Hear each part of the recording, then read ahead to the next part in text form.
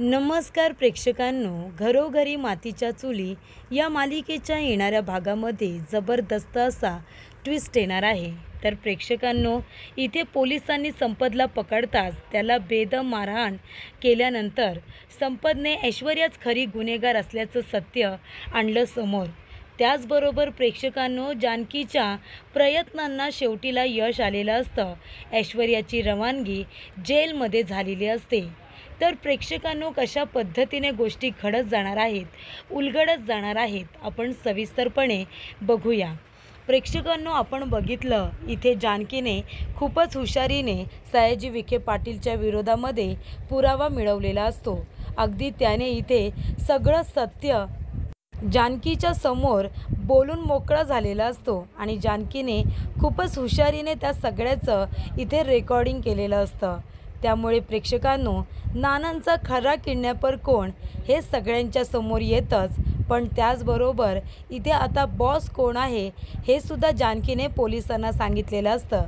तर इथे सयाजी विखे पाटीलच्या विरोधामध्ये असा ठोस पुरावा मिळाल्यानंतर मग काय होणार होतं, तर इथे ऋषिकेश, नानासाहेब रणदिवे आणि सौमित्र हे सगळेजण जानकीबरोबर आलेले असतात पोलीस स्टेशनमध्ये।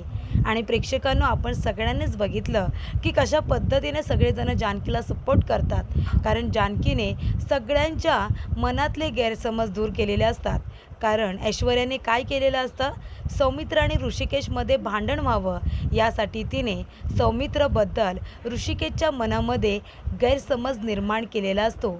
आणि आता तो गैरसमज इतका वाढत गेलेला असतो की ऋषिकेश हा तापट स्वभावाचा असल्यामुळे ऐश्वर्या त्याच्या या तापट स्वभावाचा स्वतःसाठी फायदा करून घेणार असते।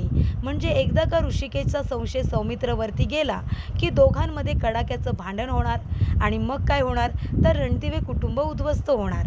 आता सौमित्रने गुन्हा केलेलाच नाही आहे, म्हणजे तो ऋषिकेशचं बोलणं सहन करणार आहे का? तो कितीही इथे सहनशील असला किंवा संयमी असला तरीसुद्धा ऋषिकेशने केलेले त्याच्यावरती आरोप हे बिनबुडाचे होते, त्याच्या लेखी। आता ऋषिकेशच्या मनामध्ये कशा पद्धतीने गैरसमजाचं बीज हे पेरलेलं आहे, सौमित्रला काय म्हणती किंवा ऋषिकेशला काय माहिती, हो की नाही? पण प्रेक्षकांनो, इथे आता जानकीला हे सत्य कळलेलं असतं आणि जानकीने व्यवस्थितरित्या हा गैरसमज दूर केलेला असतो आणि त्यासाठी ती सयाजी विखे पाटीलच्या घरी ऐश्वर्यासारखं वेषांतर करून जाते। ज्या पद्धतीने इथे ऐश्वर्या जानकीची साडी नेसते, तिच्यासारखा गजरा पदर घेते, त्या पद्धतीने इथे आता जानकीने सुद्धा तिची खेळी खेळलेली असते आणि तिच्याच वडिलांचा काटा काढलेला असतो। आणि मग आता एवढा मोठा पुरावा मिळाल्यानंतर पोलिसांचं काम जानकीने सोपं केलेलं असतं। जानकीने इथे त्यांची मदतच केलेली असते, कारण कोर्टाकडून तर त्यांना आदेश मिळालेले असतात की पोलिसांनी या सगळ्या घटनेची कसून चौकशी करायची आणि खरा गुन्हेगार कोण हे शोधून काढायचं। पण आता जानकीनेच तो खरा गुन्हेगार, तो बॉस शोधून काढल्यामुळे सगळ्या गोष्टी पोलिसांसाठी सोप्या झालेल्या असतात। इथे आता सयाजी विखे पाटील तरीसुद्धा हिम्मत करून खोटं बोलत असतो। ते रेकॉर्डिंग ऐकल्यानंतर सुद्धा, ऑडिओ रेकॉर्डिंग याच्यामध्ये सयाजी विखे पाटील सरळ सरळ रणदिवे खानदान उद्ध्वस्त करण्याच्या धमक्या देतोय, खोटं बोलतोय। हे सगळं ऐकून सुद्धा सयाजी विखे पाटील पोलिसांना म्हणतोय की हे खोटं आहे, ही जानकी खोटं बोलते, पूर्ण रणदिवे कुटुंबच खोटं आहे। तेव्हा इकडे सयाजी जेव्हा म्हणतो की नान्या, अरे काय बोलते ही जानकी, अरे आपण लहानपणापासूनचे दोस्त आहोत, मी तुला किडनॅप करेन का? नानासाहेब म्हणतात तू करशील, अरे तू करशील ना, तू वृत्तीच तुझी तशी आहे। माणसाची वृत्ती कधीच बदलत नाही, त्याने कितीही चांगुलपणाचा आव आणला तरी त्याची वाईट वागण्याची जी वृत्ती आहे ना, ती माणूस कधीच बदलू शकत नाही। अरे तू तर मैत्रीच्या नावाला काळीमा फासलास, असं आता नानासाहेब सयाजी विखे पाटीलला म्हणतात।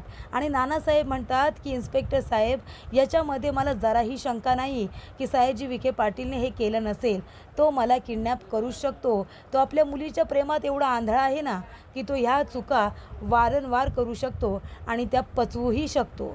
तेव्हा जानकीने जो काही तुम्हाला आता इथे ऑडिओ रेकॉर्डिंग ऐकवलं आहे हे सगळं खरं आहे, हे सगळं खरं आहे, तुम्ही त्याच्या विरोधामध्ये गुन्हा नोंदवून घ्या। तेव्हा इथे आता ऐश्वर्या तरी काय करणार, तोंडावरती पडलेली असते ना। सयाजी विखे पाटीलची बोलीभाषा कुणाला कळणार नाही, त्याचा आवाज कोण ओळखणार नाही. आणि जसं इथे आता खोटा नाटा आवाज जसा बदलता येऊ शकतो तसाच खरा आवाज आहे हे सुद्धा ओळखण्याची टेक्निक निघालेली आहेच ना. तेव्हा त्याचासुद्धा तुम्ही उपयोग करून घ्या असं सुद्धा इथे जानकीने आता सुचवलेलं असतं. त्यानंतर आता सयाजी विखे पाटील याच्या विरोधामध्ये गुन्हा दाखल करण्यात आलेला असतो.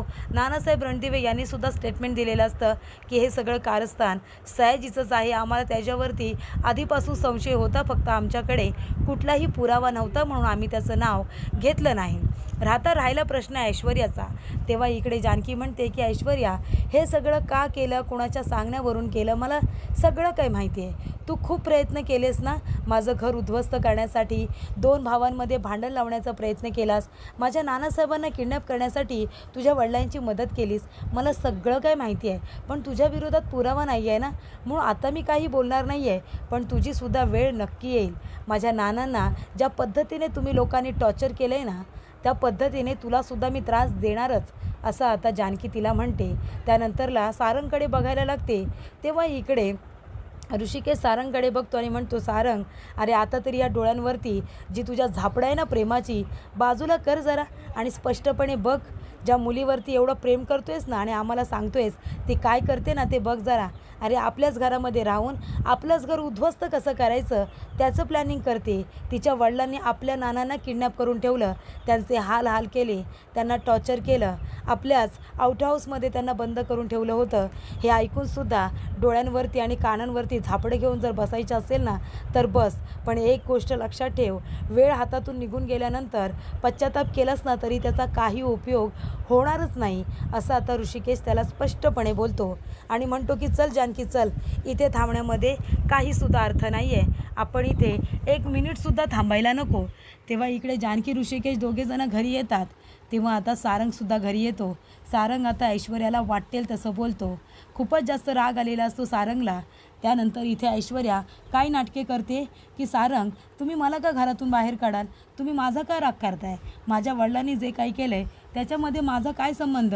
सारंग म्हणतो, खोटं बोलू नका तुम्ही, या सगळ्याबद्दल तुम्हाला आधीपासून माहिती होतं, तरी पण तुम्ही मला अंधारात ठेवलं, लपून ठेवलं ना हे सगळं माझ्यापासून. पण मला माहिती आहे हे सगळं कारस्थान तुमचं आहे. तेव्हा जानकी इथे आता खरं बोलत होती. काय मी तोंड दाखवू माझ्या वहिनीला, काय तोंड दाखवू माझ्या नानांना, ज्यांनी मला सांगितलं होतं की तुम्ही त्यांना धक्का दिला, तरी मी तुमच्यावरती विश्वास ठेवला, कारण माझं प्रेम आहे तुमच्यावरती माझा विश्वास आहे म्हणून. पण शेवटीला काय घडलं, काय केलं तुम्ही, नेहमीप्रमाणे माझा विश्वासघात करून मोकळ्या झालात. आता मी माझ्या दादाला काय तोंड दाखवू, काय वहिनींना तोंड दाखवू, आईला काय तोंड दाखवू, असं आता सारंग म्हणत असतो. त्यानंतर प्रेक्षकांनो, ऐश्वर्या म्हणते की सारंग, या सगळ्यात माझा काही हात नाही आहे, मी खरं सांगते, माझ्या वडिलांनी कुठेतरी माझं नाव घेतलं का, आणि ती पुन्हा एकदा सारंगला मॅन्युप्लेट करण्याचा प्रयत्न करत असते. पण प्रेक्षकांनो, इथे आता ऋषिकेश म्हणतो की जानकी, तरीसुद्धा ती 2 माणसं आहेत ना त्यांनासुद्धा पकडायला हवं, ज्यांनी माझी दिशाभूल केली आणि माझ्या भावाच्या विरोधामध्ये माझ्या मनामध्ये गैरसमज पसरवला. तेव्हा सौमित्र म्हणतो, कोण दादा. तेव्हा ऋषिकेश म्हणतो की संपत आणि तो गण्या, त्या दोघांनाही पकडायला हवं, कारण सयाजीच्या सांगण्यावरून का होईना पण त्या दोघांची हिंमत झाली होती आपल्या नानांना किडनॅप करायची, त्यांनासुद्धा त्यांच्या गुन्ह्याची शिक्षा ही मिळायलाच हवी. तेव्हा सौमित्र म्हणतो, चल दादा, त्या संपतला आत्ताच्या आत्ता पकडूया. त्यानंतरला इथे आता सयाजी विखे पाटीलच्या गोडाऊनमध्ये संपत दारू पीत बसलेला असतो. तेव्हा इथे सौमित्र ऋषिकेश दोघेजण संपतला पकडतात आणि पोलिसांकडे नेऊन त्याच्या विरोधामध्ये गुन्हा दाखल करतात. तेव्हा इथे पोलीस आता संपतला मारतात. या सगळ्यामध्ये अजून कोण कोण सामील होतं त्यांची नावं सांग.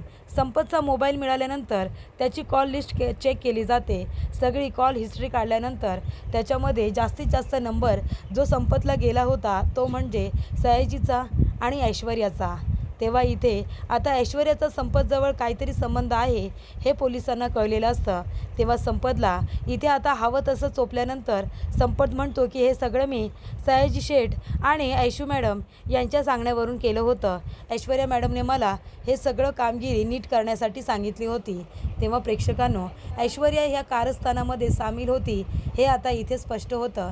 आणि इथे जे काही आता कॉल रेकॉर्ड्स काढलेले असतात त्याच्यामध्ये जास्तीत जास्त नंबर हे ऐश्वर्याचे असल्यामुळे आता जानकीने पुरावा म्हणून सारंगला ते सुद्धा दाखवायला आणलेलं असतं. जानकी म्हणते, हे घ्या सारंग भाऊजी, पोलिसांनी संपतला अरेस्ट केलं आहे.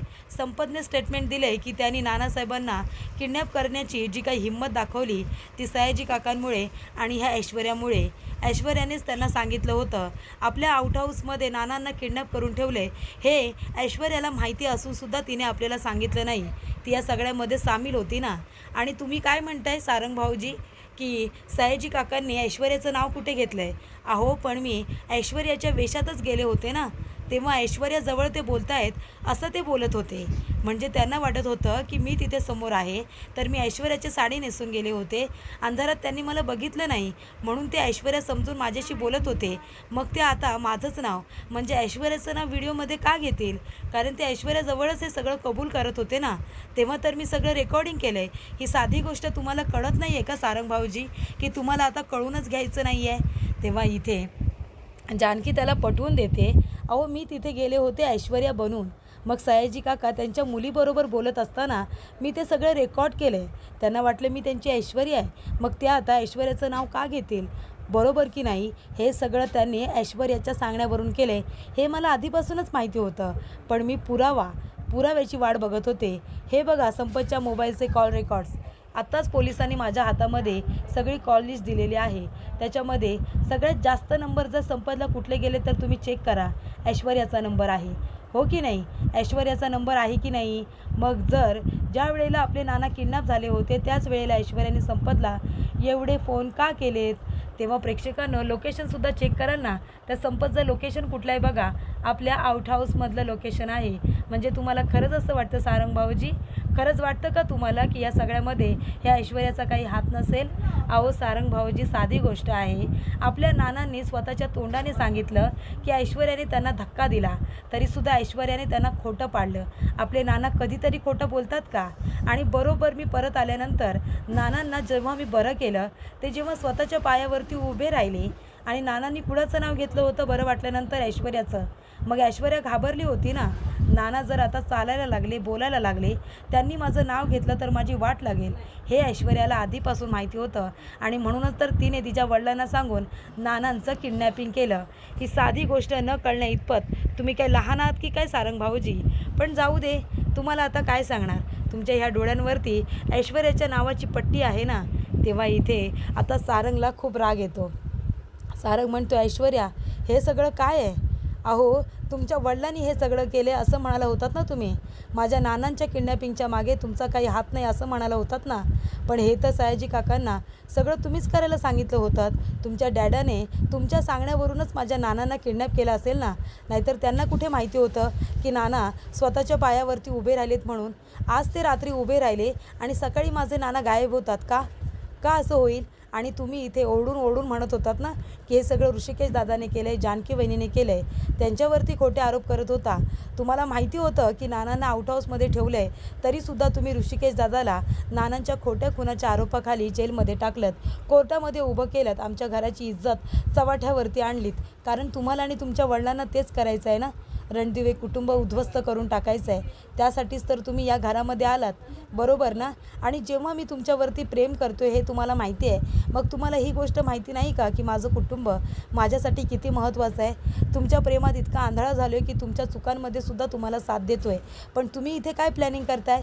तर माझ्या वडिलांना त्रास कसा द्यायचा, माझ्या आईला त्रास कसा द्यायचा, माझ्या भावंडांना कसं तोडायचं, आणि त्याच्यामध्ये मी तुम्हाला साथ देतो आहे. पण तरीसुद्धा तुम्ही मला धोका देत आहे, तुम्ही माझ्याशी खोटं बोलताय, तुम्ही मला फसवताय. मग याला काय अर्थ आहे? असं आता सारंग ऐश्वर्याला म्हणत असतो. तेव्हा इथे सारंग म्हणतो, बास ऐश्वर्या बस. मी आता तुमच्यावरती प्रेम आहे म्हणून संपूर्ण घराच्या विरोधामध्ये गेलो होतो, पण आता नाही. आता मला तुमचा खरा चेहरा कळला आहे. आत्ताच्या आता तुम्ही माझ्या घरातून चालत्या व्हा चालते आत्ताच्या आत्ता.